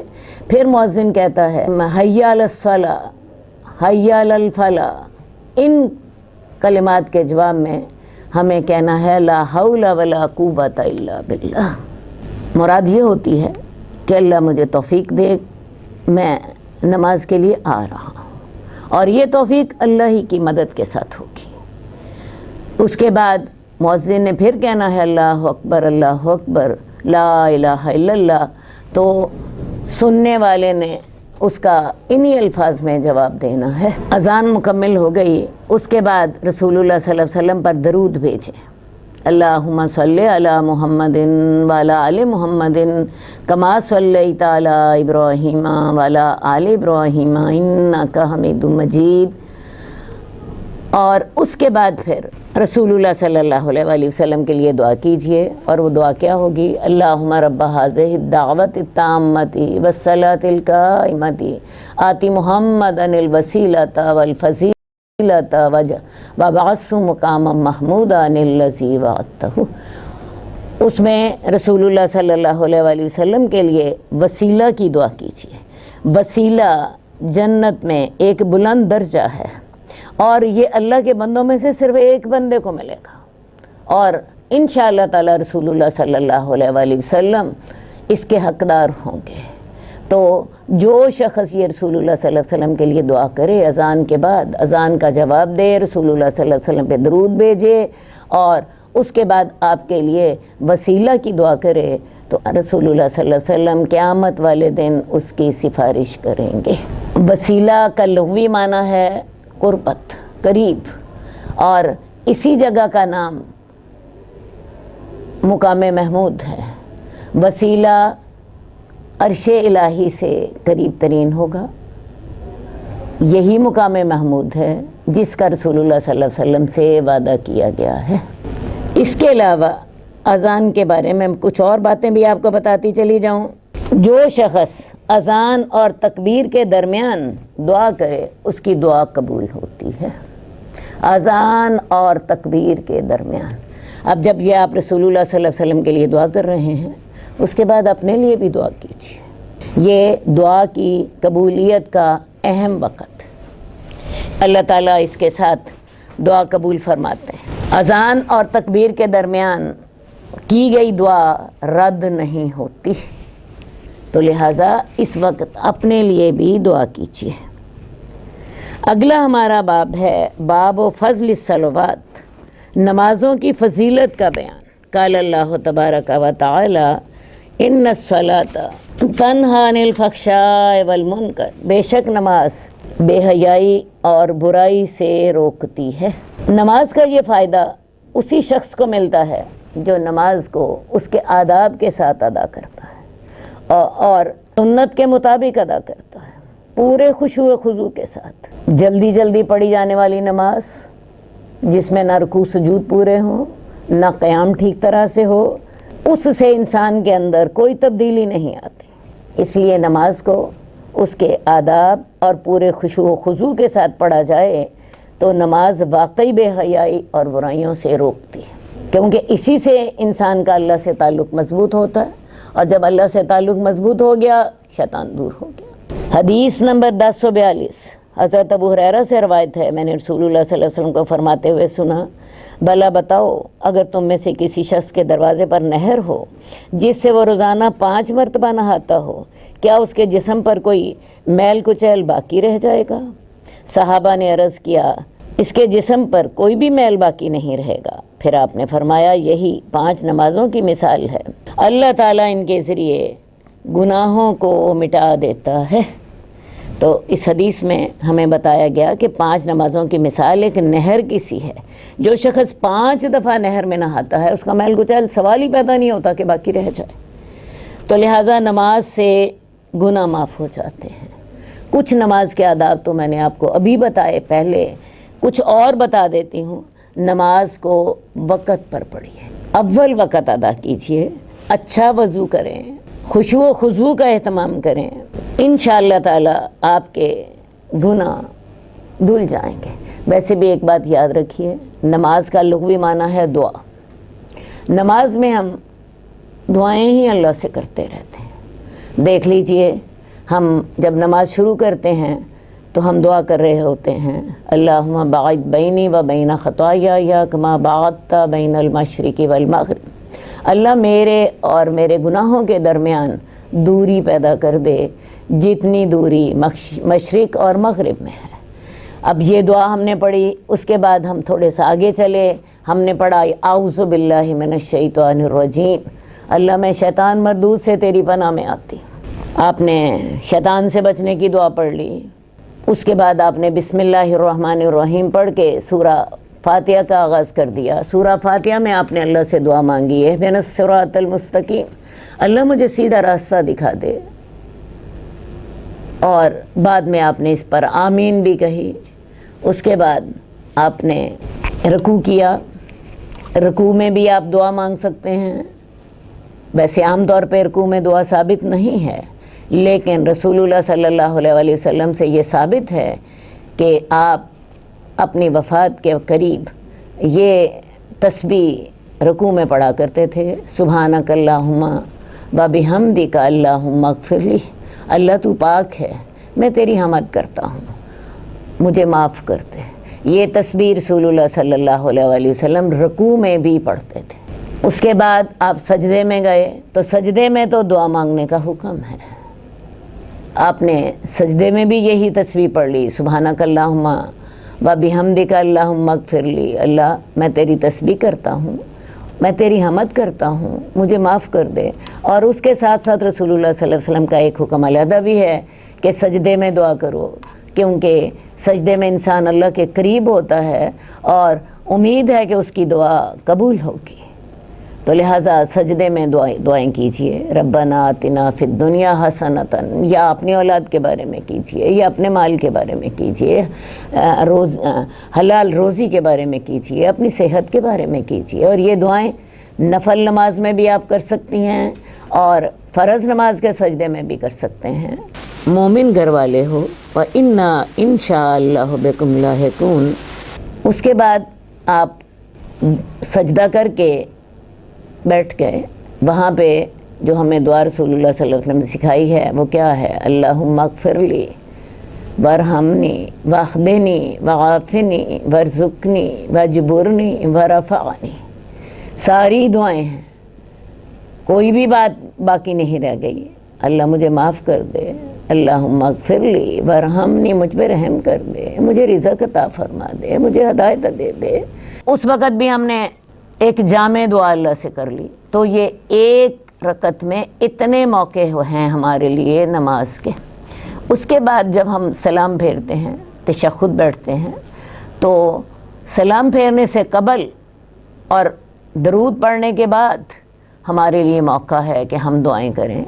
اس وقت ہم عام طور پہ یہ دعا کرتے ہیں، ربی جعلنی مقیم الصلاۃ ومن ذریتی ربنا وتقبل دعا، ربنا اغفر لی ولوالدی وللمؤمنین یوم یقوم الحساب۔ تو اس میں ہم نے اپنے لیے اور اپنی اولاد کے لیے نمازی بننے کی دعا کی، اپنے اور اپنے والدین کے لیے اور کل مومنوں کے لیے استغفار کیا۔ اس وقت ہم اور دعائیں بھی کر سکتے ہیں، اس کے ساتھ آپ چاہیں تو 10 دعائیں اور کر لیں، چاہیں تو اس سے زیادہ دعائیں اور کر لیں، تو نماز ساری کی ساری دعا ہی ہے۔ تو جب آپ اتنی زیادہ دعائیں مانگ رہے ہیں نماز میں، تو آپ کے گناہ کیوں نہ معاف ہوں گے؟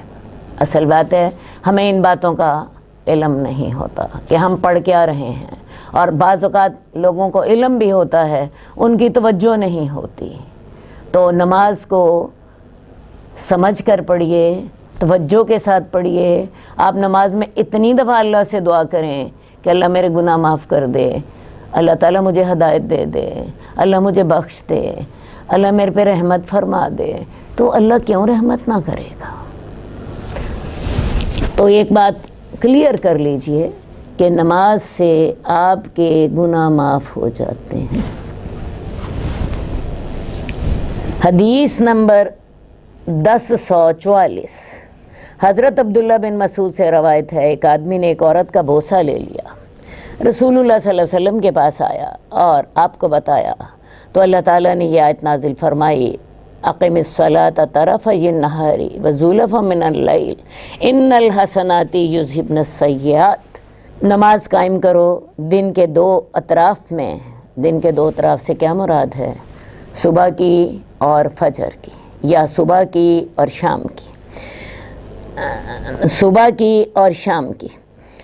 بے شک نیکیاں برائیوں کو لے جاتی ہیں، یعنی اس شخص کے اس جرم کا کیا حل بتایا گیا؟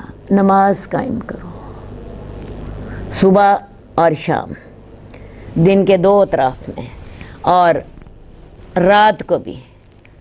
اس سے مراد عشاء کی نماز ہو سکتی ہے، تہجد ہو سکتی ہے، کیونکہ نیکیاں برائیوں کو لے جاتی ہیں۔ تو تم نماز پڑھو گے تو انشاءاللہ تمہارے گناہ دھل جائیں گے۔ تو وہ آدمی کہنے لگا، کیا یہ آیت صرف میرے لیے ہے؟ آپ نے فرمایا میری تمام امت کے لیے ہے، لہٰذا کیا اصول آپ کو ملا؟ ایک گناہ ہو گیا، اللہ کے حضور جھک جائیے، نماز پڑھیے، اللہ سے دعا مانگیے، اللہ سے استغفار کیجیے، اللہ تعالیٰ معاف کر دے گا۔ لیکن شرط یہ ہے، یہ سب کچھ خلوص دل کے ساتھ ہو، دل اور دماغ کی حاضری کے ساتھ ہو۔ ایسا نہ ہو کہ آپ زبان سے تو یہ سارا کچھ دہرا رہے ہوں اور دماغ کہیں اور پہنچا ہوا ہو۔ حدیث نمبر 1046، حضرت عثمان بن عفان سے روایت ہے کہ میں نے رسول اللہ صلی اللہ علیہ وسلم کو فرماتے ہوئے سنا، جو مسلمان آدمی ایسا ہے کہ فرض نماز کا وقت آنے پر اس کے لیے اچھا وضو کرے، اچھے طریقے سے خشوع و خضوع کرے، اچھے طریقے سے رکوع کرے، تو وہ نماز اس کے پہلے گناہوں کے لیے کفارہ بن جائے گی، جب تک کہ وہ کسی کبیرہ گناہ کا ارتکاب نہ کرے۔ اور یہ اللہ کی رحمت ہمیشہ رہتی ہے۔ میں نے جو باتیں آپ سے پہلے کہیں، یہ حدیث اس کو زیادہ واضح کر رہی ہے۔ جو شخص نماز کے لیے اچھا وضو کرے، اچھے طریقے سے خشوع و خضوع سے نماز پڑھے، اچھے طریقے سے رکوع و سجدہ کرے، تو وہ نماز اس کے پہلے گناہوں کے لیے کفارہ بن جاتی ہے۔ لیکن یہ یاد رہنا چاہیے کہ نماز ان گناہوں کے لیے کفارہ بنتی ہے جو صغیرہ گناہ ہوتے ہیں۔ کبیرہ گناہ جو ہیں ان کے لیے توبہ کیجیے۔ کبیرہ گناہوں سے کیا مراد ہے؟ مثلاً کوئی شرک کر رہا ہے، کوئی والدین کی نافرمانی کر رہا ہے، کوئی حرام کھا رہا ہے، کوئی زنا کر رہا ہے، کوئی چوری کر رہا ہے، تو ان کبیرہ گناہوں کے لیے علیحدہ خاص طور پہ توبہ کیجیے۔ اس کے علاوہ ایک اور بھی بات میں آپ کو بتا دوں، جو گناہ حقوق العباد سے متعلق ہوں گے ان کے لیے جب تک متعلقہ آدمی معاف نہ کرے وہ بھی معاف نہ ہوں گے۔ تو میری بات میں دوبارہ دہرا دوں کہ نماز سے صغیرہ گناہ معاف ہوتے ہیں، کبیرہ گناہ معاف نہیں ہوتے، ایک بات۔ نمبر 2، جو گناہ حقوق العباد سے متعلق ہوں وہ بھی بندوں سے اپنا معاملہ صاف کیے بغیر معاف نہیں ہوتے، بلکہ ایک حدیث میں آتا ہے کہ شہید کے خون کا پہلا قطرہ گرتا ہے اس کے سارے گناہ معاف ہو جاتے ہیں سوائے ایک قرض کے. اب قرض بھی حقوق العباد سے تعلق رکھتا. تو ان معاملات کو ذہن میں ضرور رکھیے. ہمارا اگلا باب ہے صبح اور عصر کی نماز کی فضیلت. فجر اور عصر کی نماز کی فضیلت. حدیث نمبر 1047 حضرت ابو موسیٰ اشعری سے روایت ہے. رسول اللہ صلی اللہ علیہ وسلم نے فرمایا جو شخص 2 ٹھنڈی نمازیں پڑھے گا وہ جنت میں جائے گا. ویسے تو نماز کی پابندی ہر مسلمان کے لیے ضروری ہے، لیکن کچھ نمازیں ایسی ہیں جن کی پابندی خصوصی اہتمام چاہتی ہے. مثلاً فجر کی نماز. ہم رات کو سوئے ہوتے ہیں، صبح فجر کے لیے جاگنا واقعی ایک اہم بات ہے. سردیوں میں جب سردی لگ رہی ہوتی ہے انسان اپنا بستر چھوڑ کر اٹھتا ہے. گرمیوں میں راتیں چھوٹی ہوتی ہیں، نیند پوری نہیں ہوئی ہوتی، تو فجر کی نماز حقیقت میں مشکل کام ہے. اور آج کل تو زیادہ ہی مشکل ہے. رات 2 بجے تک تو ٹی وی کے پروگرام چلتے رہتے ہیں، وہ دیکھتے رہتے ہیں. کسی نے اس سے پہلے ختم کر دیا، ٹی وی بند کر دیا، اس کو بھی سوتے سوتے 2-3 بج جاتے ہیں. اب فجر کی نماز کے وقت تو ابھی نیند شروع ہی ہوئی ہوتی ہے. اس وقت انسان کے لیے اٹھنا واقعی مسئلہ بن جاتا ہے. تو لہٰذا فجر کی نماز خاص اہتمام کے بغیر ممکن نہیں. اسی طرح عصر کی نماز ہے، اس کی ادائیگی اس لیے مشکل ہوتی ہے کہ اس وقت انسان کی مصروفیات بہت زیادہ ہوتی ہیں. جو لوگ صبح سے اپنے کاموں میں مصروف ہوتے ہیں فجر کے وقت سے لے کر، تو وہ لوگ جو ہیں اس وقت تک تھک چکے ہوتے ہیں، آرام چاہتے ہیں. اور جو آج کل کی طرح کاروبار ہی 10 بجے یا 12 بجے شروع کرتے ہیں، ان کا کاروبار اس وقت عین پیک پہ ہوتا ہے. اس وقت نکالنا حقیقتاً مشکل لگتا ہے. تو اللہ تعالیٰ نے ان دونوں کی فضیلت زیادہ رکھی کہ جو شخص 2 ٹھنڈی نمازیں پڑھتا ہے، ایک فجر کی ایک عصر کی. ویسے بھی ایک اور بات یاد رکھیے، اللہ تعالیٰ نے ہمارے لیے کرامن کاتبین کی ڈیوٹی لگا رکھی. فجر کے وقت اللہ تعالیٰ 2 فرشتوں کو بھیجتا ہے. ایک فرشتہ ہمارے دائیں کندھے پر نیکی کی باتیں لکھ رہا ہوتا ہے اور ایک فرشتہ ہمارے بائیں کندھے پر برے اعمال لکھ رہا ہوتا ہے. تو یہ فرشتے فجر سے لے کے عصر تک اپنی ڈیوٹی پہ رہتے ہیں. عصر کے بعد یہ اللہ رب العزت کے پاس جاتے ہیں اور 2 اور تازہ دم فرشتے اپنی ڈیوٹی کے لیے آ جاتے ہیں. ان فرشتوں کی ڈیوٹی صبح فجر تک رہتی ہے. اب جب یہ فرشتے اللہ رب العزت کے پاس پہنچتے ہیں تو اللہ ان سے پوچھتے ہیں بتاؤ میرا بندہ کیا کر رہا تھا. اب اگر تو بندہ نماز پڑھ رہا ہو، نماز کی تیاری کر رہا ہو، تو پھر تو فرشتے کہتے ہیں کہ اللہ تعالیٰ تیرا بندہ نماز پڑھ رہا تھا یا نماز کی تیاری کر رہا تھا.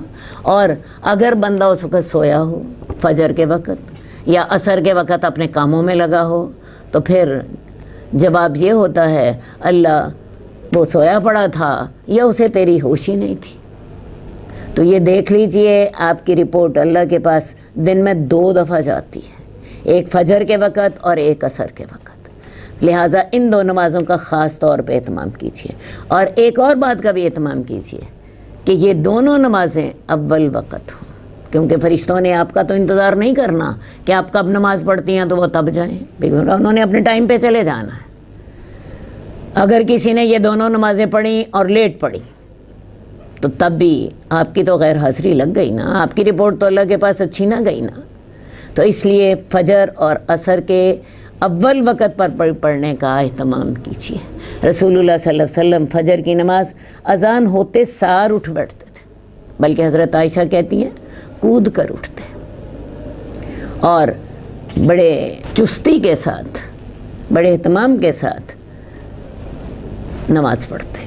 تو فجر اور عصر ان نمازوں کا خاص طور پر اہتمام کیجیے۔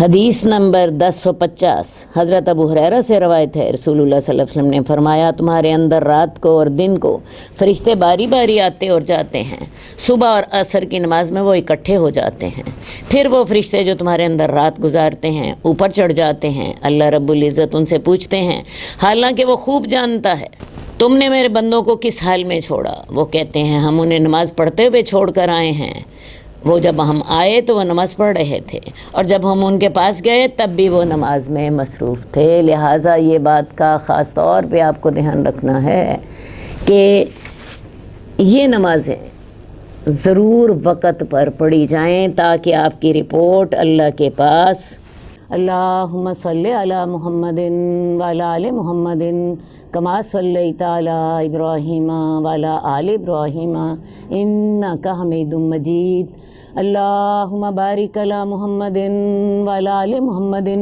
کما بارکت علی ابراہیم وعلی آل ابراہیم انک حمید مجید۔ مولاي صل وسلم دائما